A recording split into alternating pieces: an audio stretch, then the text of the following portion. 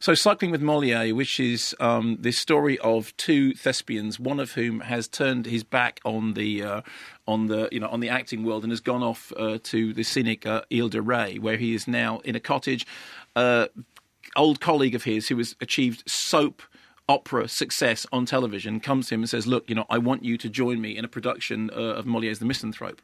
But who's going to play Alceste and who's going to play Flandre? Who's going to, which one's going to be the lead? Which one's going to be the second string?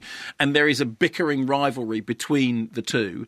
And during the course of the movie, this bickering rivalry is played out by our main character says, look, I'll rehearse it with you for 5 days. And at the end of the 5 days, we'll decide whether or not we'll do it.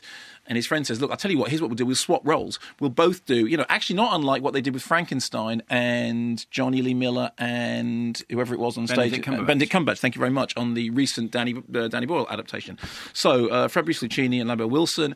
And so during the course of this 5 days, they cycle around beautiful, beautiful scenery, and they bicker in a sort of Moliere-inspired way. And during the course of that drama, the rivalries between them as people surface through the text of the thing. It's terribly flimsy.